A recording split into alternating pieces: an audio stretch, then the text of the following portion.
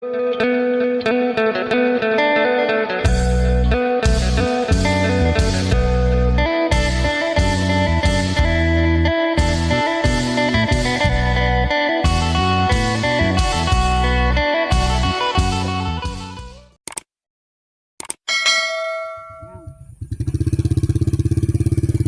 เท่ามันใส่เบ็ดสบายดีพอเท่าปักเลยพูดย้ำนี่แหละซ้ำนี่พอดีเขาว่าน้ำมันนิ่งจะกินข้าวแรงนะบ่พอเท่าหากระมาคำมือนี่เทพื้นบริถ่ายคลิปเขาเปิดเพลงอ้อมเพื่อนเนี่ยหมูน้อยอยู่คนหมกอยู่หุ่นเลยอยู่กับแม่เขาเปิดเพลงในว่าสิถ่ายคลิปก็บริถ่ายเลยแต่ละมือเขาเปิดเพลงคงเป็นบ้านทหารเนาะบ้านพนักงานไงเขาเลยเปิดเขากินได้ยังเหงื่อมันน่ะพอเท่าเขียดบ่บ่มีไผมาบ้านมือนี่อยู่ในตูบเฮาบ่เห็นเนาะนี่มันขึ้นในป่าเลยพอเท่ามันบวช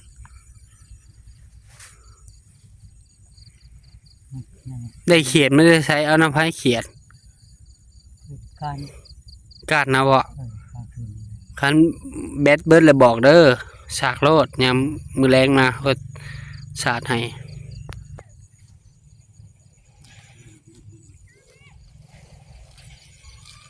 มันรุ่งยากโดยคอยได้พอเท่าคอยได้ปักมันดีมันบวนทางขางเจ้าวันถือบ่จักทั้งน่ะเจ้าก็ใส่บ่เครื่องบวนช่องเถื่อแหละ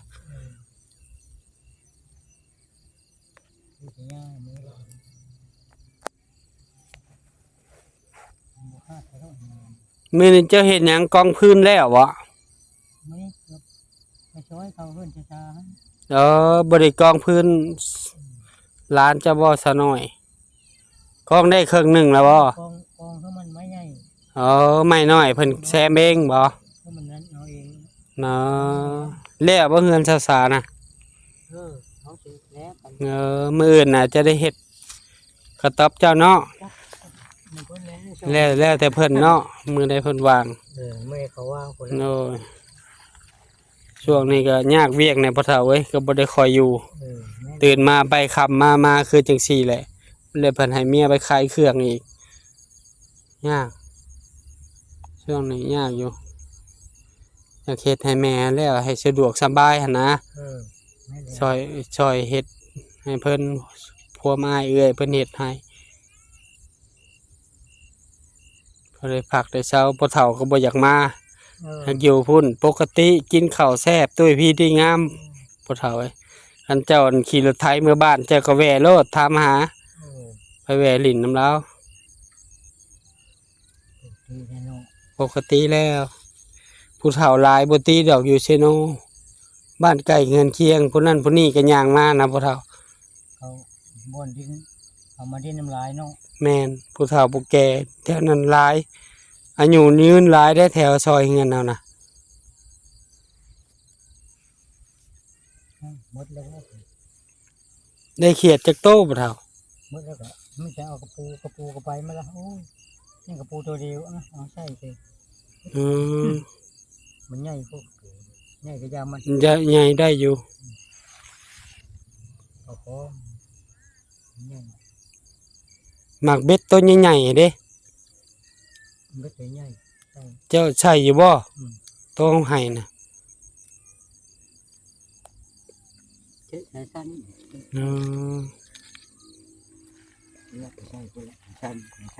ส่งเข่าส่งเข้าส่งชอบโอ้เพิ่นเอาเข่ามาให้บ่มาเอาขึ้นเลยขี้เลื่อยขี้กบเขากบไม้ฮะโอ้ไผเอามาให้แม่เฒ่าพ่อเฒ่าพ่อเฒ่ามาคุณน่ะบ่นเพิ่นไม้ขึ้นโอ้กบไม้หันได้ไผเพิ่นโดยขี้กบไม้พอดีแหละใส่ซ้ำนี่พอดีพ่อเฒ่าเอ้ยหนึ่งมามันก็ตกแรงมามันบ่ค่อยลม ช่วงนี้ก็อาศัยพ่อเฒ่าแหละกายไปกายมาก็เบิ่งหั้นแหละเป็นห่วงเฮือนได้เฮ็ดเวียกเฮ็ดหยังก็โอ้คิดอยู่ว่า เฮาอยู่นี่น่ะเฮาเบิ่ง โดย ตะกูดเนี่ยมา โคมน่ะสากเด้อมื้ออื่นเด้อพ่อเฒ่าเด้อโคมมาสากไว้เด้อสากไว้เฮาบ่ได้คิดหลายดอกพ่อเฒ่าคันเฮามีสายฟืนสายไฟเฮายังอยากต่อไว้ให้เจ้าเลยพ่อเฒ่าเอ้ยไผอยากสากก็สากหั้นนะค่าฟืนค่าไฟก็มันคันมันหลายเกินก็ โอ้ยเซช่วยดู โดยก็ออกช่วยกันน่ะนะเล็กๆน้อยๆก็ได้ดอก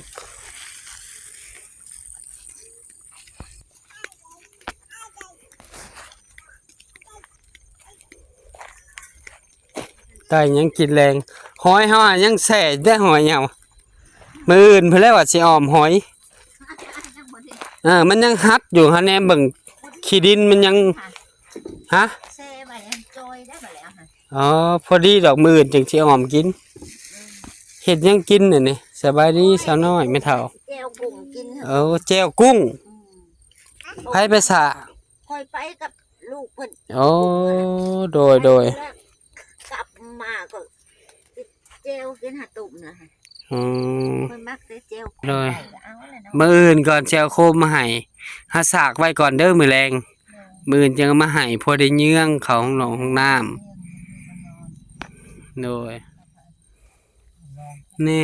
กองไม้ใหญ่พอเฒ่ากองให้ ป้าเดี๋ยวบอก เออ โอ้ยปั๊มโดย เดี๋ยวมัน เอาไว้ พอเฒ่าขึ้นไปอาบน้ำได้หยังกินแรงเจ้าชาน้อย ปลาดู ปลาทู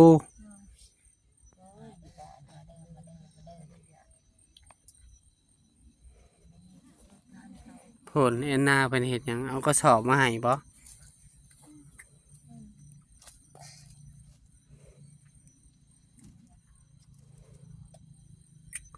เอ้ามื้อนี้เนาะตกแรงมาแล้วเอ้าเนาะแม่เฒ่า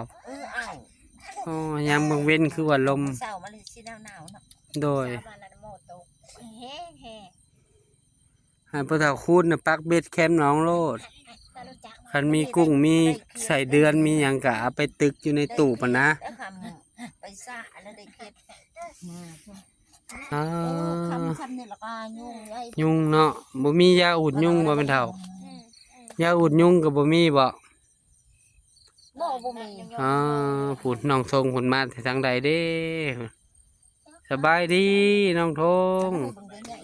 ป้าไปทางใดบ่เห็นได้นี่ยามมาพี่ยามมาบ่อนแจ้งก่อนก็ สบายดีน้องทง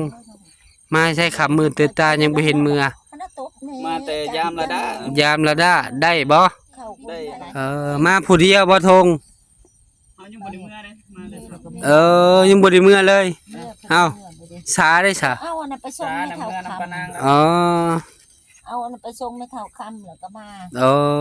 โดย ส่งข้าวสารแล้วก็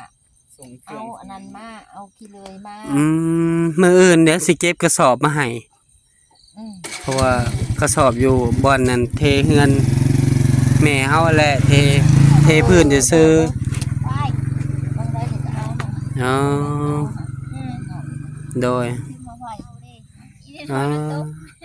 พอได้เอื้อยเพิ่นไปใช้นอนอยู่พุ่นบ่